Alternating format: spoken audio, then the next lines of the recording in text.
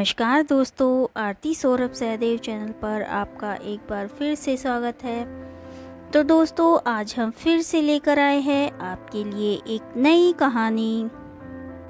तो दोस्तों, पिछली कहानी में हमने जाना था कि किस तरह से सूर्यांशी ने शिवा की मृत्यु का बदला लेने के लिए प्रतिज्ञा की थी कि वो जिसने भी ये षड्यंत्र रचा था वो उसको नहीं छोड़ेगी।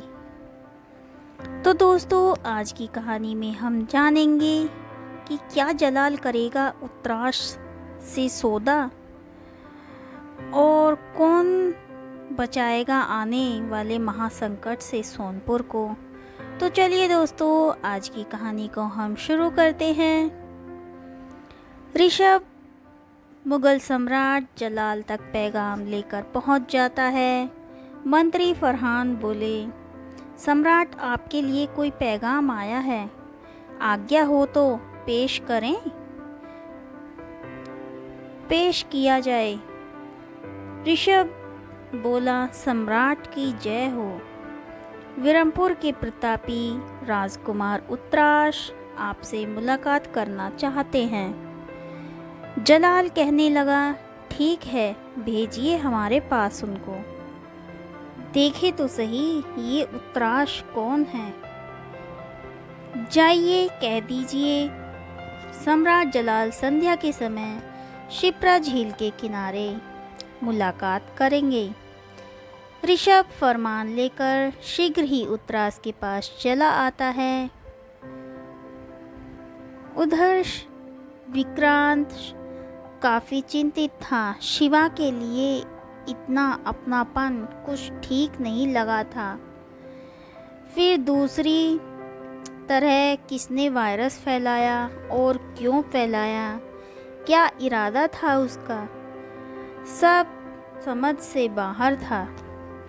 लेकिन विक्रांत को एक बात अच्छे से मालूम थी कि जिस किसी ने वायरस फैलाया उसका उद्देश्य सोनपुर की प्रजा को खत्म करना या सोनपुर को जीतना नहीं था।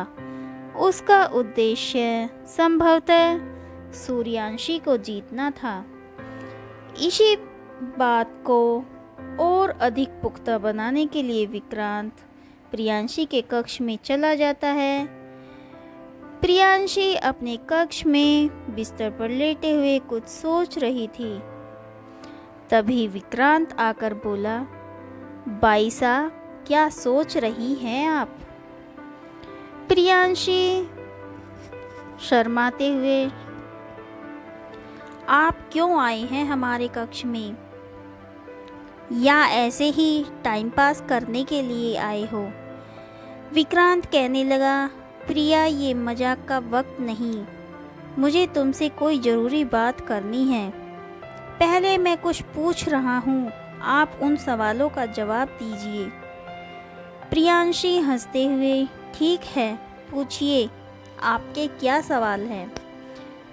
विक्रांत कहने लगा, क्या महाराज विक्रम सिंह की किसी अन्य राज्य से कोई दुश्मनी थी कभी, या पहले दोस्ती बाद में तकरार हो गई? प्रियांशी कुछ देर सोचकर, जहाँ तक मुझे याद है दाजीराज की दुश्मनी तो किसी से नहीं थी, पर हाँ, बचपन में विरमपुर के महाराज शिव दर्शन से काफ़ी अच्छी दोस्ती थी। महाराज ने जन्मदिन पर भी बुलाया था, पर महाशिवरात्रि पूजा में निमंत्रण नहीं दिया। कई बार खटपट होती रहती थी। उनका बेटा उत्तराश भी शायद बहुत बेकार था। बस ज़्यादा मुझे नहीं पता। विक्रांत बोला, अच्छा, अब समझ आया, मामला तो ये है। इतना कहकर विक्रांत खिड़की से कूदकर चला जाता है। उधर परवेज हर घटना की सूचना जलाल को पहुंचा रहा था। इस बार उसने खत लिखकर भिजवा दिया। सम्राट, यहाँ सोनपुर में कुछ दिन पहले विचित्र घटना घटित हुई। अचानक से किसी ने जहरीला वायरस फैला दिया था और कुछ देर बाद सब ठीक भी हो गए। लगता है आपके अलावा सोनपुर को कोई और भी हथियाना चाहता है। सम्राट, आप सतर्क रहें उस दुश्मन से। ऐसा ना हो आप जश्न मनाते रहें और सोनपुर पर कब्जा कोई और कर ले। आपका सेवक परवेज़ खान। विक्रांत से ने पूछा, क्या लिख रहे हो भाईजान? ऐसा लगता है आप कुछ चिंता में पड़े हो। कोई बात है जिसका जवाब शायद आप खोजने में लगे हो। परवेज़ बोला, क्या बताऊं? एक जलाल कम था क्या जो अब ये नया दुश्मन पैदा हो गया? मेरे तो ये भी समझ नहीं आ रहा, अचानक से बीमार पड़ना और फिर अचानक ठीक हो जाना, ऐसा कैसे संभव है? कौन है इन सब के पीछे? आपको कुछ मालूम हो तो हमें बताएं। विक्रांत बोला, क्या भाईजान, बड़े बड़े साम्राज्य में छोटी छोटी साजिशें होती रहती हैं, आप उन पर ध्यान मत दीजिए। आपको सूर्यांशी को पाना है तो उस पर ही ध्यान दें और जलाल के लिए जाल बिछाएं। मौका मिलते ही जलाल को ख़त्म कर दो। सारी मुग़ल सेना भी आपकी, और फिर एक बार सेना आपकी तो सूर्यांशी को जीतने में एक पल नहीं लगेगा आपको। समझ रहे हैं ना आप? इसलिए दूसरे दुश्मन के बारे में सोचना छोड़ दो। जो आँख का काटा है उसको निकाल फेंकिए। परवेज़ खान बोला, ठीक है भाईजान, हम उसी पर ध्यान केंद्रित करेंगे, पर हमारे मन में कोई योजना नहीं आ रही।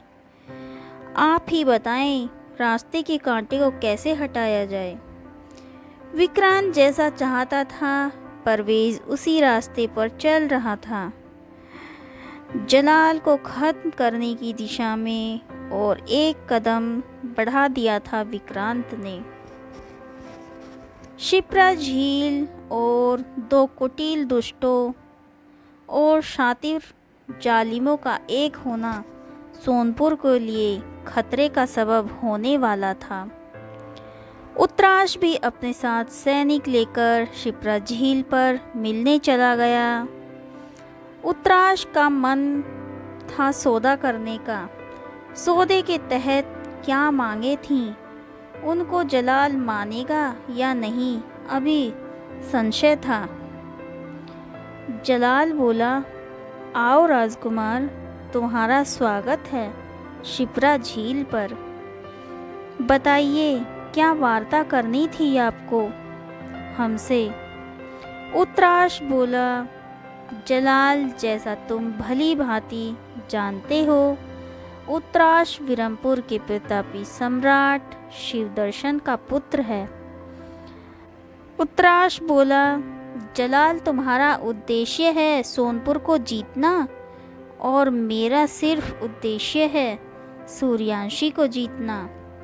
सोनपुर को तुम जीतो, जलाओ या ख़त्म कर दो, हमें परवाह नहीं, लेकिन सूर्यांशी को एक खरोंच तो दूर की बात है, उस पर दृष्टि डालना भी हमें असहनीय है। मैं सोनपुर को जितवाने में तुम्हारी सहायता करूँगा। बदले में मुझे सूर्यांशी का हाथ तुम मेरे हाथ में दोगे। मंजूर है सौदा तुम्हें? जलाल हंसने लगा। क्या जलाल और उत्तराश के बीच उत्पन्न होगी दुश्मनी की दीवार? क्या होगी सूर्यांशी की नई योजना? तो जानने के लिए आप हमारी अगली कहानी का इंतज़ार करें। तो दोस्तों, आज की कहानी हमारी यहीं पर समाप्त होती है। आज की कहानी आपको हमारी कैसी लगी, प्लीज़ हमें कमेंट करके ज़रूर बताएं। अगर आपको हमारी कहानियाँ पसंद आ रही हों तो उन्हें ज़्यादा से ज़्यादा लाइक और शेयर करें और चैनल को सब्सक्राइब करना ना भूलें। धन्यवाद।